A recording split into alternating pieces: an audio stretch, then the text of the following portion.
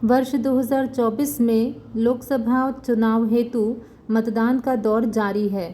इस बाबत हमने मजदूर, व्यापारी और युवाओं के मन को जब टटोला तो इस तरह बोले मतदाता। देवेंद्र सिंह, वाराणसी। देवेंद्र जी, क्या स्थिति रही है मोदी सरकार में व्यापारियों की?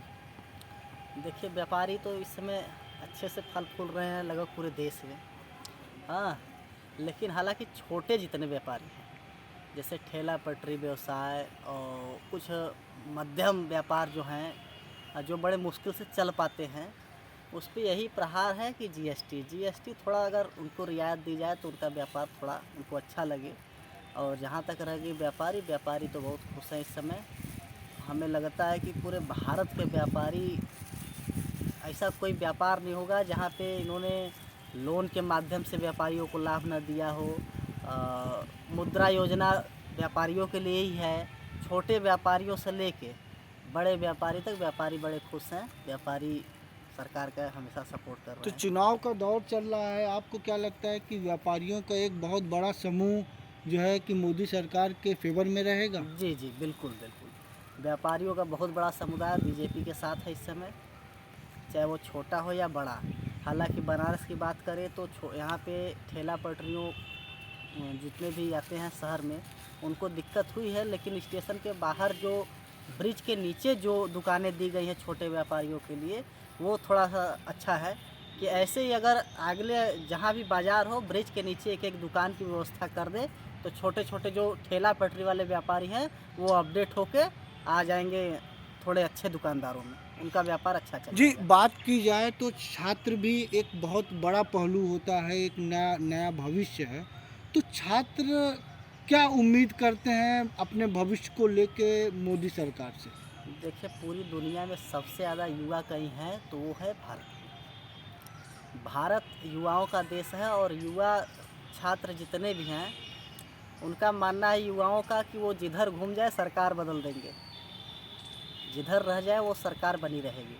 तो युवा हालांकि बहुत तेज़ी से इंटरेस्ट लिए हैं लेकिन राजनीतियों में। बीच में जो ये पेपर लीक हो रहा है हम्म, और इससे भी तो युवाओं को काफ़ी निराशा हाँ हाथ हाँ लगी हाँ है। हाँ। तो इस क्या वो भविष्य अपना देखते हैं इस सरकार में? देखिए, शिक्षा का स्तर तो सुधरा है, लेकिन बेरोजगारी का स्तर उतना ही माइनस में गया है। जितने भी पेपर लीक हुए हैं, हाँ, पेपर लीक होने का कारण है जितने भी एजेंसियां हैं हमारे भारत में, 4-6 एजेंसियां लगभग बड़ी एजेंसियां हैं जो पेपर भर्ती कराती हैं। तो उनमें कहीं ना कहीं दिक्कत आ रही है जिससे पेपर लीक है। युवा का आक्रोश का मात्र एक यही वजह है, पेपर लीक, और बाकी ठीक है। अमल। अमल जी, व्यापारियों की क्या स्थिति है मोदी सरकार के दौरान? जी, बात अगर करें तो पिछले 10 सालों में जिस तरीके से व्यापारियों के उत्थान की बात की गई थी और बहुत सारी योजनाएं भी लाई गई थी, लेकिन कई बार आप लोगों ने भी देखा होगा, मीडिया के माध्यम से भी समाचार पत्रों के माध्यम से भी गया है मामला कि व्यापारी काफ़ी आक्रोश भी बीच में जताएं, क्योंकि ये जो जीएसटी का मामला रहा है, जीएसटी में जो छोटे से छोटे व्यापारियों को भी जीएसटी के अंतर्गत लेते आया गया, ये कहीं ना कहीं उनके ऊपर एक बहुत बड़ा प्रहार रहा है छोटे वर्ग के व्यापारियों के ऊपर। नो डाउट कि बड़े जो व्यापारी हैं, जो समुंदर में तैरने वाली बड़ी मछलियां हैं, वो तो बहुत अच्छे से हैं, बहुत बढ़िया उनका व्यापार चल रहा है, लेकिन जो छोटे व्यापारी हैं, छोटे तबके के लोग हैं, ख़ास तौर से अगर बात की जाए ठेला पटरी व्यवसायियों की, तो कहीं न कहीं उनका काफ़ी नुकसान हुआ है इस पिछले 10 सालों के कार्यकाल में, क्योंकि विकास की बातें जो की गई हैं उनको लेकर के कि उनका उत्थान किया जाएगा, उनको जगह दिया जाएगा। दूर कहीं मत जाइए, बनारस की ही अगर बात कर लीजिए तो ठेला पटरी पर गमछा बिछा करके लोग अपनी आजीविका चला लेते थे, छोटे छोटे सामान बेच करके लोग अपने परिवार का भरण पोषण कर लेते थे। लेकिन अब वो स्थिति नहीं है, अब सारी दुकानें कर दी गई हैं। अब हर छोटे तबके के व्यापारी के लिए संभव नहीं है कि वो दुकानों का किराया मासिक रूप से दे सके, क्योंकि जब वो दुकान का किराया ही अगर दे देगा तो फिर परिवार का भरण पोषण कैसे कर पाएगा। तो कहीं न कहीं जो छोटे तबके के ठेला पटरी व्यवसायी थे उनको थोड़ी सी नुकसान हुआ। हालांकि हमें पूरी उम्मीद है कि आगे चल कर के इस पर भी सरकार गंभीरता से चिंतन करेगी और इसका भी कोई न कोई अच्छा निराकरण निकाला जाएगा, जिससे कि उनको भी कंधे से कंधा मिला करके बड़े व्यापारियों की तरह वो भी अपना व्यवसाय कर सकें। आप दलित बस्ती और बाकी भी जगह वाराणसी के ज़िलों में आप जाते रहे हैं, क्या लगता है आपको इस बार कैसा रुझान है दलित बस्तियों में वोट को लेके? देखिए, इस समय की अगर बात की जाए तो अभी वो माहौल तो नहीं है, इसमें कहीं कोई दो राय नहीं है जो इसके पूर्व के लोकसभा चुनाव में माहौल दिखाई देते थे, जिसमें व्यक्ति खुल करके मतलब जो सत्ता पर काबिज है पार्टी उसके साथ खड़ा होता था।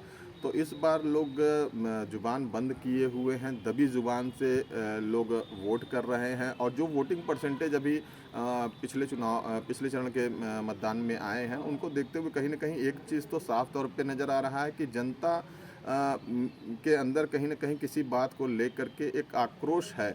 अब वह शायद हो सकता है कि बेरोजगारी को लेकर के हो, महंगाई को लेकर के हो, तमाम सारी चीज़ें हैं जिनको लेकर के जनता फिलहाल बोल नहीं रही है, लेकिन जो वोटिंग परसेंटेज आ रहे हैं वो इसी तरफ इशारा कर रहे हैं कि जनता पूरी तरीके से खुश नहीं है। मोहम्मद जी, आप क्या करते हैं? हम मकान बनाते हैं आप मजदूरी करते हैं। जी। तो मोदी शासन में आप लोगों को कैसा महसूस हुआ? अच्छा लगा। रोजगार में, काम धंधे में, महंगाई में आपको कैसा लगा? अच्छा लगा मोदी साहब। तो क्या आपको बराबर काम मिलता है? हाँ, बराबर मिल जाता है। तो घर परिवार चलाने में कोई समस्या आप लोगों को? नहीं। कोई समस्या नहीं। तो इस बार आप अगर जो है कि अगर वोट देने जाते हैं हाँ। तो आपके दिमाग में कौन से मुद्दे रहेंगे?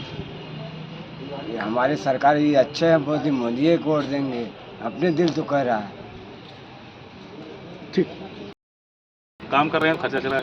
तो मतलब इस चुनाव में आप लोगों के लिए जो है महंगाई कोई विशेष मुद्दा नहीं रहा? जिस हिसाब से महंगाई उस हिसाब से पगार पर आदमी मिल रहा है ना। जिस हिसाब से महंगाई है पगार भी उस हिसाब से। हाँ, ठीक ठीक ठीक।